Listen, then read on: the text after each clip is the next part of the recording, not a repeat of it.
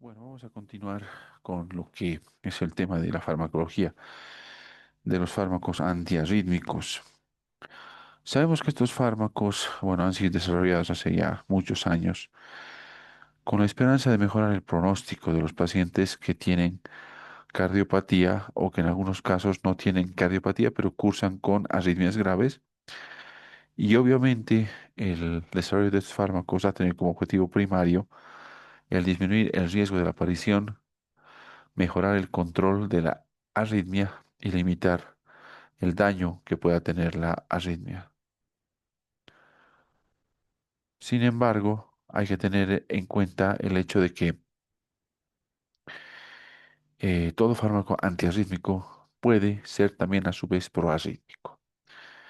Si bien por un lado los fármacos antiarrítmicos van a ir a atacar y a controlar las arritmias, también las pueden generar. Ya hace muchos años, estamos hablando, muchas hace más de 20 años ya, un famoso estudio que era el estudio CAST, demostró, ¿no?, que el uso de los antiarrítmicos, en este caso se trabajó con la flecainida, además de controlar las crisis de taquicardia subventricular, podía aumentar la mortalidad de los pacientes. Entonces, cuando vamos a decidir utilizar un fármaco antiarrítmico, lo primero que tenemos que tener como concepto general es que además de buscar un beneficio, podemos generar un daño. Los antiarrítmicos van a ir a corregir toda arritmia cardíaca. La pregunta es simple: ¿qué es una arritmia cardíaca? Todo lo que no sea ritmo sinusal es una arritmia cardíaca. Sabemos que ritmo sinusal quiere decir que en un electrocardiograma, por ejemplo, vamos a ver que la onda P va a preceder a todos los QRS, que el inicio de la onda P hasta el inicio de la onda Q o el inicio de la onda R, es decir, el intervalo PR o PQ, se encuentra entre 0,10 y 0,20 segundos. La frecuencia cardíaca que trabaja nuestro marcapaso fisiológico, que es el nodo sinusal, se encuentra entre 60 y 100 latidos por minuto. El electrocardiograma vamos a ver a la onda P positiva en D1, D2, D3, negativa en ABR. Hay otras características más, pero las más relevantes son estas. Entonces, todas las arritmias cardíacas, todas sin excepción, van a ser aquellas que estén por fuera de este rango o esta clasificación de ritmo sinusal. Si ya la frecuencia cardíaca está por encima de 100, hablamos de taquiarritmias. Si está por debajo de 60, hablamos de bradiarritmias. Si las arritmias se generan por encima del nodo auriculoventricular, son arritmias supraventriculares. Si las arritmias se generan por debajo del nodo auriculoventricular, son arritmias ventriculares. Entonces, bajo este concepto, bajo esta idea, hay que tener las cosas claras desde el punto de vista que todo lo que se aleje de la definición de ritmo sinusal es una arritmia cardíaca. Ahora, sabemos que en el corazón tenemos varios lugares en los cuales se puede estimular el corazón. Obviamente, a nivel fisiológico, el nodo sinusal que se encuentra en la aurícula derecha es el que comanda, ¿sí?, la generación del impulso, es el que se refleja en el electrocardiograma como onda P. El nodo sinusal sabemos que trabaja entre 60 y 100 latidos por minuto. Si por alguna razón, alguna patología, se bloqueara el nodo sinusal, van a tomar otros marcapasos fisiológicos el comando del corazón. Entonces, si se mantiene la integridad de las células auriculares, pues el corazón latirá entre 55 y 60 latidos por minuto, pero eso ya es una arritmia. Si se pierde esta capacidad de estos dos primeros elementos y se hace cargo el nodo auriculoventricular, el corazón latirá 45 a 60 latidos por minuto, pero ese es otro tipo de arritmia, una arritmia nodal. Si se bloquea el nodo sinusal, el nodo auriculoventricular, se hará cargo ya sea el haz de His o la rama derecha o la rama izquierda de este haz, por ejemplo, que está programado para trabajar entre 40 y 45 latidos por minuto. Si se pierde la capacidad de estimular de estas fibras, se hará cargo las fibras de Purkinje que están programadas para trabajar entre 35 y 40 latidos por minuto. Entonces, lo que hay que tener como concepto aquí claro es que cuando yo veo en un electrocardiograma una onda P, obviamente quiere decir que el nodo sinusal se está comandando y la frecuencia programada está entre 60 y 100. Todo lo que sea diferente a esto, que quede claro, es una arritmia cardíaca. No nos olvidemos, como repaso ya rápidamente, que el potencial de acción de la célula miocárdica tiene cuatro componentes muy importantes. La fase cero, que básicamente es una despolarización. Esta fase de despolarización, también llamada despolarización celular sistólica, se produce básicamente por entrada masiva de sodio. Y sabemos que esta entrada masiva de sodio va a crear, sí, una movilización del voltaje que normalmente está entre -90 y -60, va a dispararse hasta un valor positivo de +20.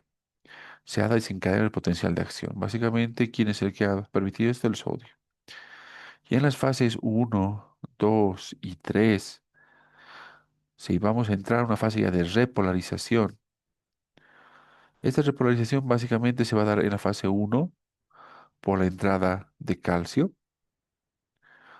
En la fase 2 esta fase de meseta, y la fase 3 se va a producir, sabemos bien, por la participación tanto del calcio y sobre todo en la fase 3 por la participación del potasio, la salida del potasio, ¿no? Para equilibrar la polaridad. Ahí hay que ser claro, ¿sí?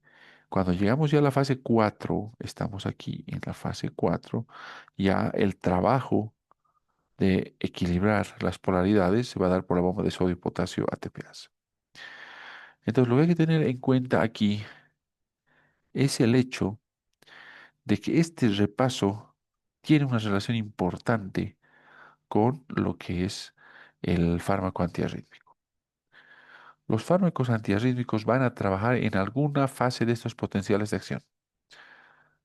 ¿Ok? Primer concepto. Segundo concepto.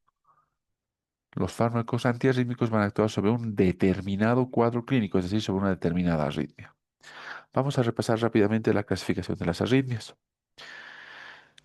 Habíamos dicho que cuando las arritmias laten menos de 60 latidos por minuto son bradiarritmias, cuando laten por encima de 100 son taquiarritmias.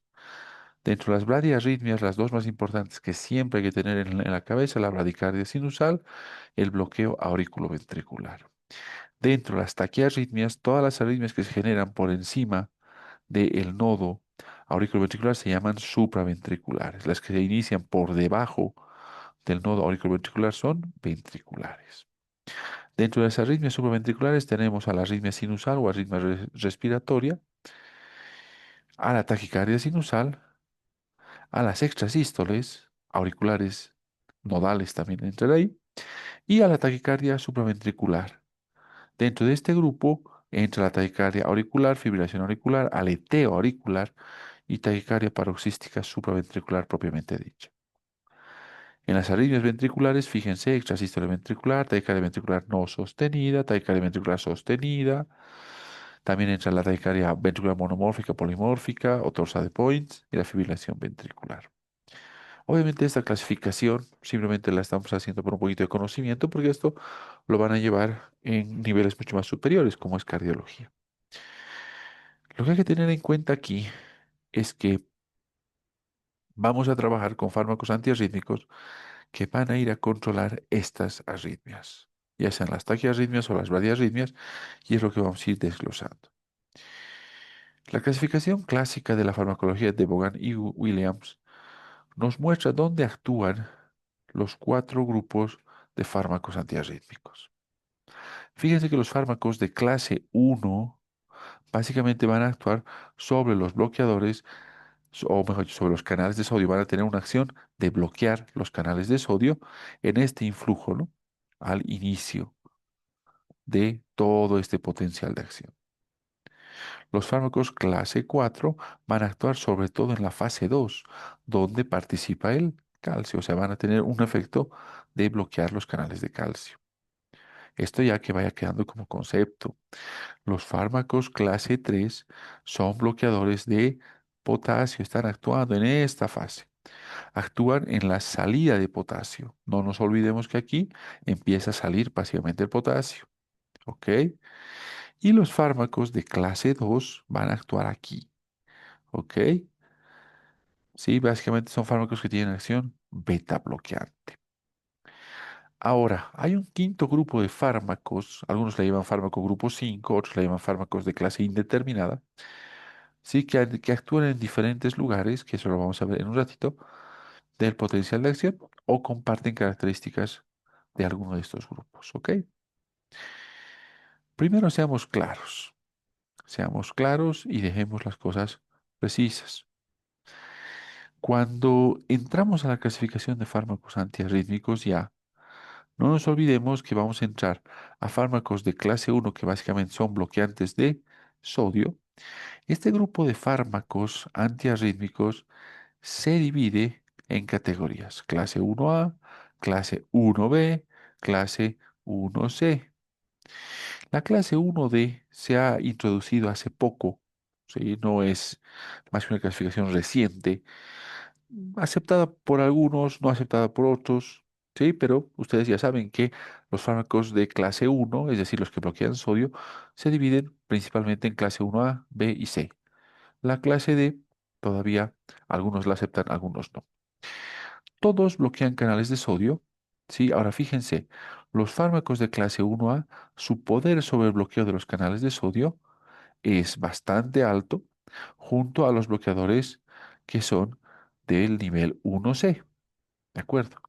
Los más débiles para bloquear los canales de sodio en este grupo son los fármacos 1B y los fármacos del grupo 1D. ¿Ok? Ahora, con respecto a la repolarización, eso hay que tenerlo claro. Los fármacos 1A prolongan la repolarización, los fármacos 1B acortan la repolarización. ¿Sí? Los fármacos 1C no tienen efecto sobre la repolarización, no la alargan ni la cortan, y los fármacos clase D la prolongan. Aquí hay ejemplos que tienen que tenerlos claros. En los fármacos clase 1A vamos a desarrollar a la quinidina y a la procainamida, básicamente. Aunque ahí también están metidas la disopiramida y la agmalina, pero los más representativos son quinidina, procainamida. En los fármacos de clase 1B vamos a tener en cuenta dos fármacos: lidocaína, fenitoína, sobre todo. Ahora, no se olviden que la fenitoína es un fármaco anticonvulsivante. También tiene efecto antiarrítmico, ¿ok?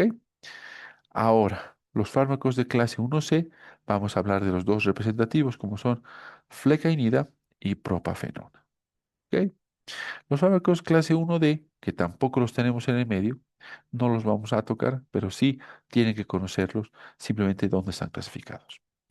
Los fármacos de grupo 2, habíamos dicho que son fármacos beta bloqueantes. Van a actuar sobre todo en la fase 4 del potencial de acción. Esto hay que dejar en cuenta claro. Al ser beta bloqueantes van a bloquear el sistema simpático. ¿Ok? Ahora, aquí que quede un concepto claro.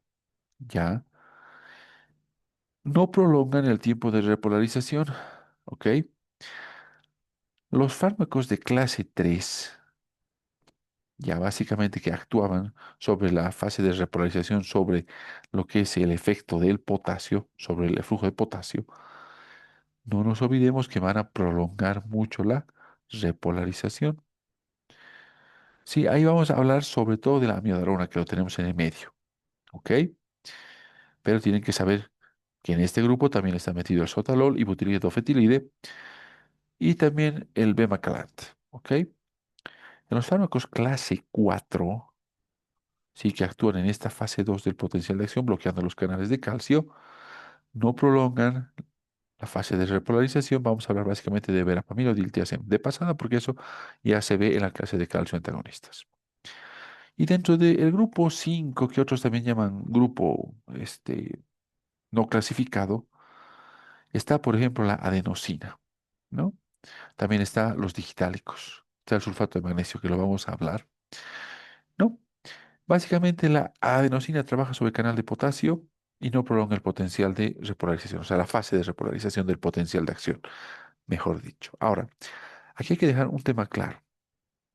¿Por qué les he repetido tanto esto de prolonga el tiempo de repolarización o no? Porque este concepto quiero que lo tengan presente. Todos los antiarrítmicos que prolongan el tiempo de repolarización, los fármacos de clase 1A, los fármacos de clase 1D, los fármacos de clase 3, sobre todo, son los fármacos que son más proarrítmicos, ¿sí? Son los fármacos más proarrítmicos. Si bien tienen acción antiarrítmica, también pueden desencadenar arritmias. ¿Ok?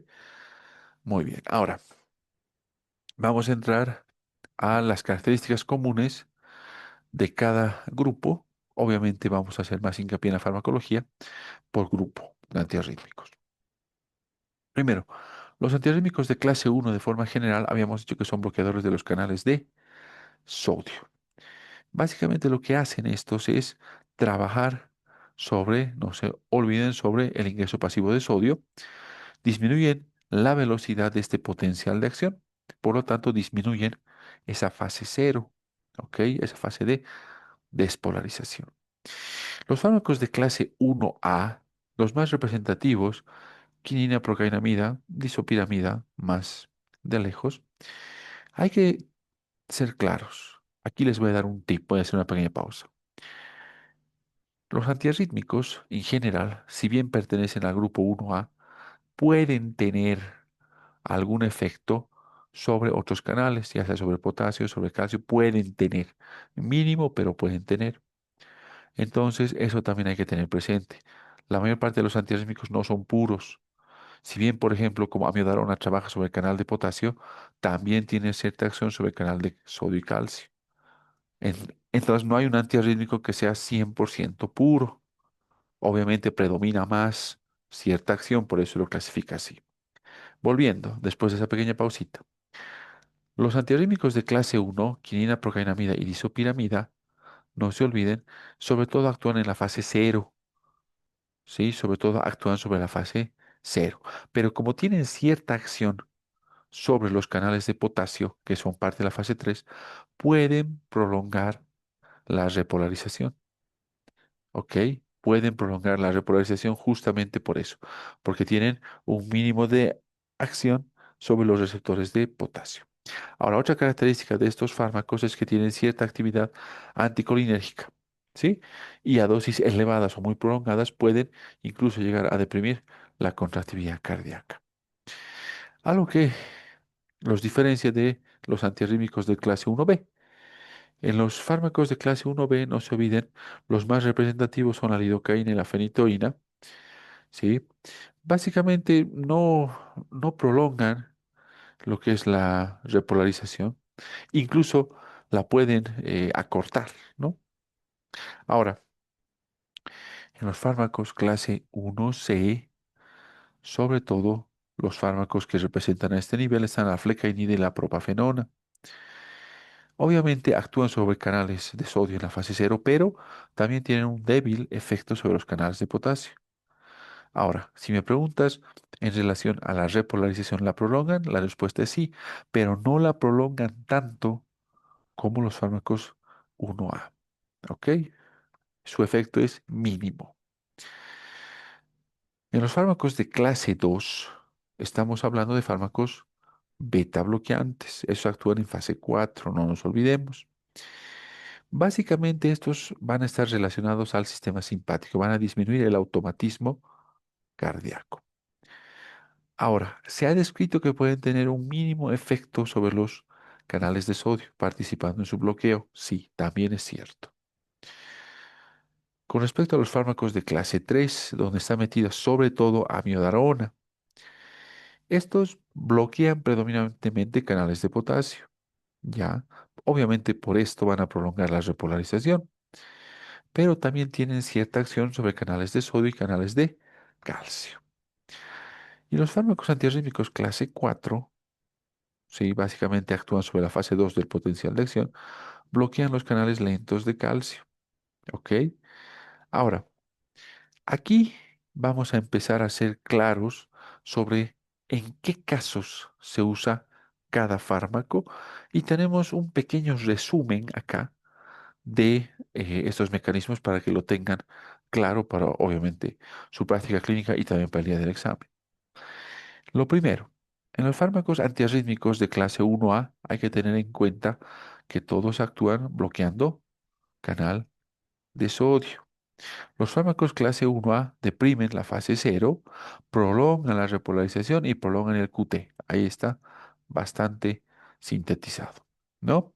Los fármacos 1B como la lidocaína deprimen la fase cero también, y acortan la repolarización. Los fármacos 1C deprimen la fase cero y enlentecen la conducción. ¿Ok? Ahora, aquí ya vamos a ir dando unos tips. Los fármacos de clase uno en general, toditos de clase uno, solo se utilizan en corazones estructuralmente sanos. Es decir, si el paciente ya tiene un grado de compromiso miocárdico, por ejemplo, sí puede ser que tenga insuficiencia cardíaca de base o valvulopatías, estos antiarrítmicos no deberían ser utilizados, porque estos se utilizan sobre todo para corazones estructuralmente sanos. Si el corazón está estructuralmente enfermo, se prefiere utilizar fármacos del grupo 3. Ese ya es un primer tip, ¿ok? Entonces, vamos. En el caso de los fármacos de clase uno en el grupo 1A, se utiliza sobre todo para las arritmias que se llaman taquicardia supraventricular y taquicardia ventricular, en corazones estructuralmente sanos, sin cardiopatía. En el grupo 1B, esto también va a ser obviamente pregunta de examen, la lidocaína se utiliza sobre todo, es lo que más utilizamos, ¿sí? Para el manejo de la fibrilación ventricular y taquicardia ventricular, ¿sí? Sobre todo en el contexto de infarto agudo de miocardio, ¿ok? Ahora, los fármacos 1C, como la taquicardia subventricular, sí, y la taquicardia ventricular que se puede manejar con estos fármacos, también requiere el requisito de que sean corazones estructuralmente sanos. Ahora, los fármacos del grupo 3 se utilizan para controlar taquicardia subventricular, fibrilación auricular, flater auricular y taquicardia ventricular. ¿Ok? La utilización de los fármacos de grupo 3, sobre todo la amiodarona, se puede utilizar en corazones que tienen patología estructural de base, insuficiencia cardíaca, valvulopatías, cardiopatía isquémica de base, etcétera. Se prefiere a este grupo de fármacos. Ahora me pregunto, ¿y por qué en estas patologías no se prefiere a los del grupo 1, que se supone que son más efectivos? El problema es que el estudio CAST demostró que los fármacos del grupo 1, o sea, los bloqueantes de sodio, aumentan mortalidad en corazones estructuralmente enfermos. ¿Ok? Ahora, los fármacos como el verapamilo se utilizan sobre todo en las taquicardias auriculares, ¿ok? Entonces, en esta tabla está resumido las indicaciones de en qué casos se utiliza cada grupo de antiarrítmicos. Ahora, desde el punto de vista farmacológico, cada antiarrítmico tiene efectos adversos, que son frecuentes y algunos que son más raros. Pero lo que es importante tener en cuenta son tres cosas. Uno, conocer el efecto adverso por grupo y en algún caso particularmente por fármaco. Segundo, conocer, o mejor dicho, siempre tener en la cabeza que estos fármacos también tienen efecto proarrítmico, o sea, un antiarrítmico a la vez es proarrítmico. Y tercero, varios fármacos pueden tener efecto teratogénico. Ahora, si entramos a esto, vamos a entrar a un poquito revisar los efectos adversos. En el caso de la quinidina, que tú sabes muy bien que es un fármaco antipalúdico también, además de los efectos leves como la náusea, vómito, diarrea, hipotensión, puede tener efectos mucho más severos que gracias a Dios son raros. La quinina se lo ha asociado al sinconismo, a la reacción lupus-like y al torsade points.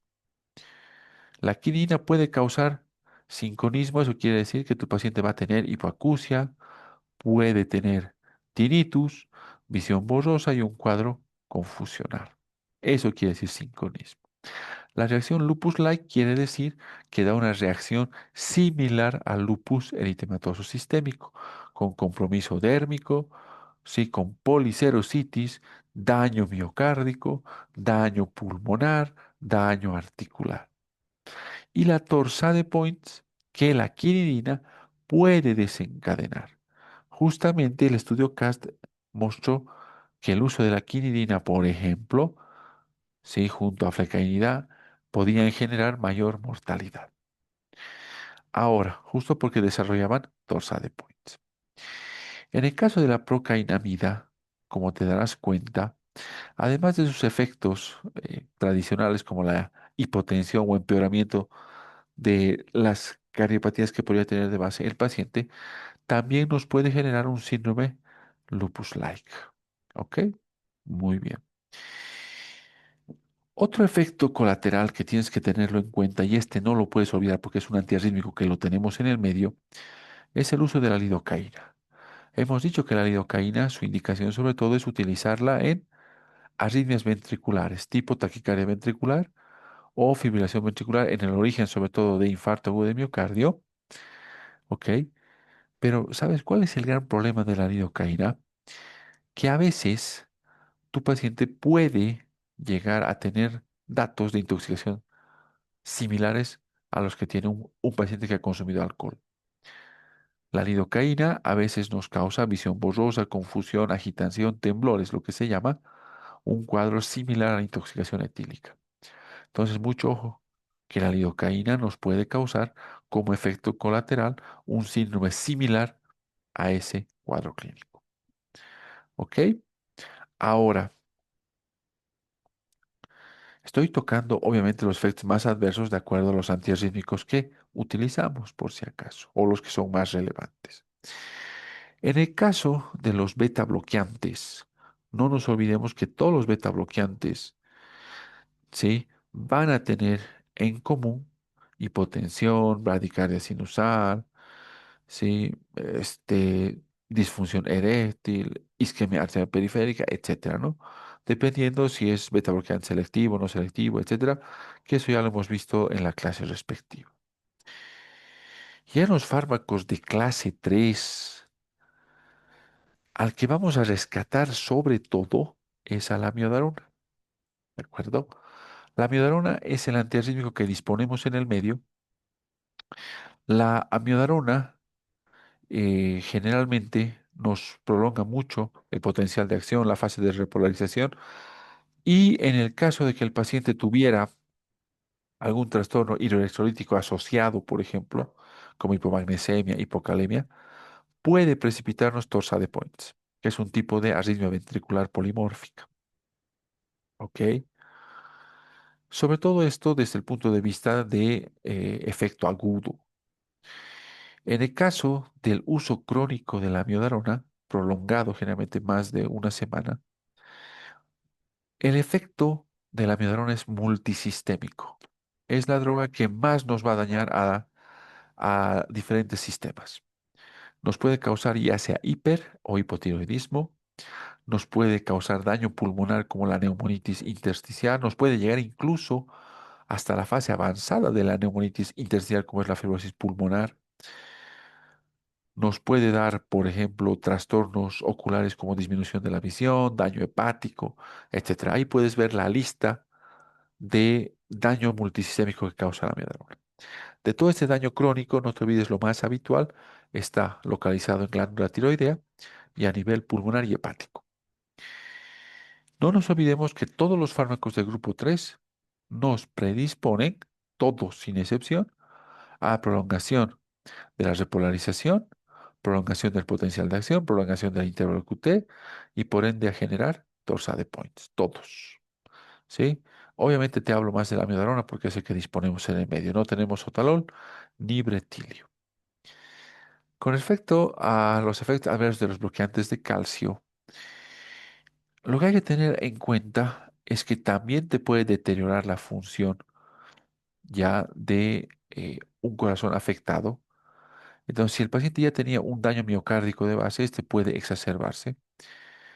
En el caso del uso crónico, tiene efectos que son de menor importancia, pero son molestosos para el paciente, como distensión abdominal, náuseas, sí, ginecomastia, que es uno de los menos deseados. Ya en los fármacos de grupo 5 llaman algunos, otros de grupo indeterminado, Tenemos a la digoxina, adenosina, sulfato de magnesio y el isoproterenol.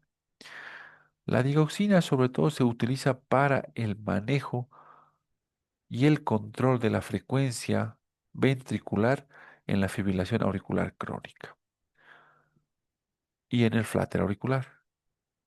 Entonces, la digoxina se utiliza sobre todo para control de la frecuencia ventricular media en flater auricular y fibrilación auricular crónica. La digoxina tiene un margen terapéutico muy bajo. Es fácil llegar a la intoxicación digitálica. Como ya en la clase se vio de digitálicos, aquí te hago recuerdo de cuáles son las manifestaciones de una intoxicación digitálica. No te olvides que la única forma de revertir la intoxicación digitálica es con el uso de anticuerpos antifab, ¿no? Antidigoxina. La adenosina. Este fármaco se supone que actúa sobre canales de potasio. Es el primero, esto que quede claro, en utilizarse cuando tienes una taquicardia supraventricular con QRS estrecho. Aquí voy a hacer una pausa y te voy a dar otro tip. Cuando el paciente cursa con una taquicardia supraventricular con QRS estrecho, el fármaco de elección es adenosina. Cuando el paciente cursa con una taquicardia supraventricular con QRS ancho, el fármaco de elección es amiodarona. ¿Ok? Ahí te he dado otro tip. La adenosina, sí, como es un fármaco que se usa por vía endovenosa y se lo usa en una infusión rápida de 5 segundos, pa, así como balazo, te puede causar varias molestias para el paciente, desde disnea, algo de disconfort torácico, broncoespasmo. ¿Sí? Vámonos al sulfato de magnesio. El sulfato de magnesio, esto hay que ser claro, solo tiene una indicación como antiarrítmico y es cuando el paciente cursa con torsade de Point o también llamada taquicardia ventricular polimórfica. Solo en ese caso se utiliza sulfato de magnesio. El problema es que el sulfato de magnesio te va a deprimir mucho todo el sistema muscular, tanto cardíaco como periférico. Te va a dar debilidad muscular, se van a perder los reflejos, puedes llegar a incluso la parálisis respiratoria.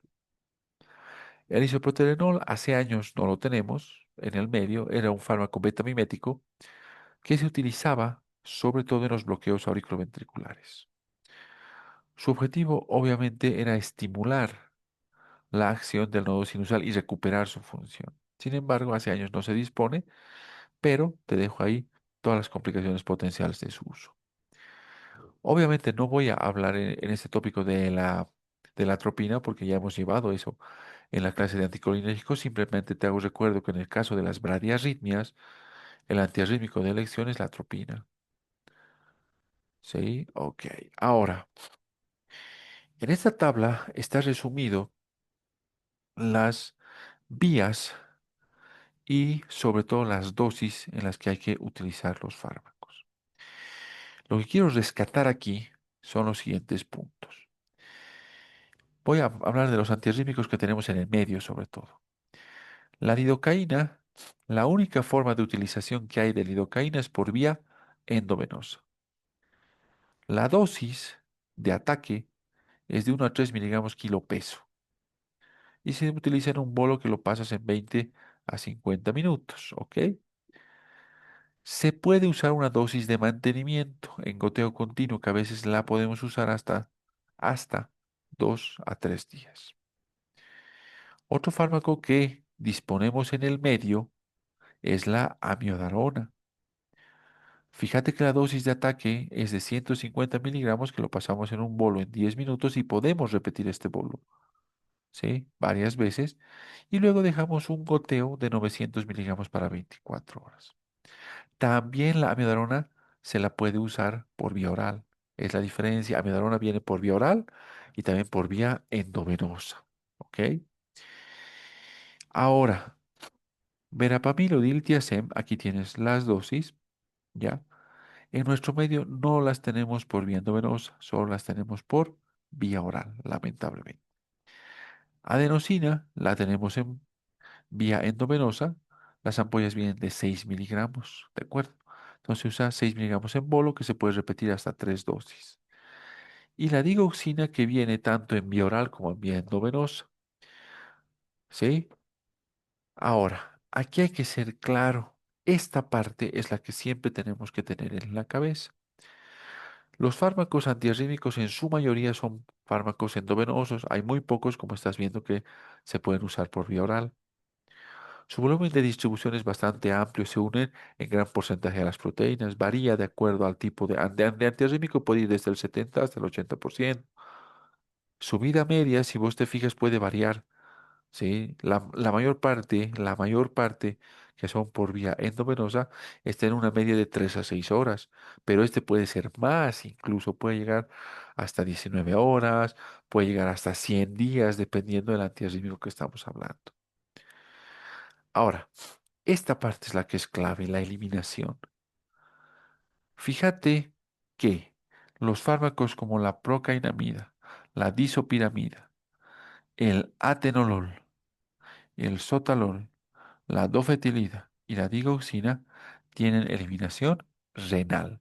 El resto de los antiarrítmicos es eliminación hepática. Ahora, en el caso de la adenosina, es el único fármaco que tiene eliminación por una enzima endotelial. ¿Ok? Entonces, como te has dado cuenta, este pantallazo que hemos visto de los antiarrítmicos nos muestra que los antiarrítmicos, por un lado, son fármacos que nos son útiles para controlar sobre todo las arritmias, pero también, si no tenemos cuidado, sobre todo con los antiarrítmicos de grupo 1 y grupo 3, podemos generar arritmias. Ahora, para llevarnos a casa, la flecainida hace mucho tiempo ya ha sido dejada en el desuso. ¿Por qué? Porque si bien se la utilizaba en arritmias supraventriculares como la fibrilación auricular, el requisito era que sí o sí el paciente tenía que tener ausencia de patología estructural, porque de lo contrario podía aumentar mortalidad. La flecainida no la tenemos en el medio, así que como que no nos preocupamos mucho de eso. Propafenona, sí, es muy similar a la flecainida en su perfil de acción, sin embargo es menos proarritmogénica. ¿Ok? Entrando a los fármacos de grupo 2, entrando ya a los beta bloqueantes, hay que ser claro que los beta bloqueantes han mejorado el pronóstico de los pacientes con infarto agudo de miocardio.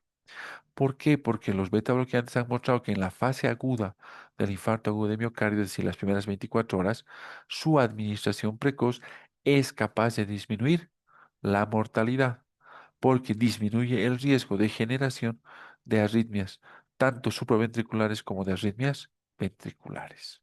¿Ok? Entonces, los betabloqueantes son los únicos que realmente han mostrado de forma contundente que mejoran la sobrevida, repito, en pacientes post-infarto agudo de miocardio en sus primeras 24 horas. En el caso de los fármacos de grupo 3, su principal representante, la amiodarona, es la opción para arritmias supraventriculares, arritmias ventriculares, en pacientes tanto con cardiopatía de base como en pacientes que no tienen cardiopatía estructural, ¿sí? En los dos grupos. Obviamente los preferimos en los con cardiopatía estructural. Obviamente pueden tener efecto arritmogénico, ¿ya? Y aquí un tip. La amiodarona, sobre todo, es la que tiene más efectos sistémicos durante su utilización crónica. Con respecto, bueno, electrocedir, perdón. Con respecto a los bloqueadores de calcio, hay que ser claro que los bloqueadores de calcio no son de elección para el control de las arritmias, ¿sí? Se prefiere a la amiodarona, en algún caso betabloqueante, y después en la reserva por ahí, recién a los bloqueantes de calcio, ¿ok? En esa secuencia de manejo. Eso que quede claro, en la taquicardia supraventricular con QRS estrecho, que también se llama taquicardia supraventricular paroxística con QRS estrecho, el fármaco de elección es adenosina. Y no te olvides que en la taquicardia paroxística supraventricular con QRS ancho, el fármaco de elección es amiodarona. Con respecto a la digoxina, no te olvides que la digoxina utilizamos sobre todo para controlar la frecuencia cardíaca en fibrilación auricular y flutter auricular crónicos. ¿Ok? Lo malo es su margen terapéutico, es muy estrecho y en problemas, sobre todo renales se acumula muy rápido y te puede generar una intoxicación digitálica. ¿Ok? Muchas gracias. Hasta una próxima oportunidad.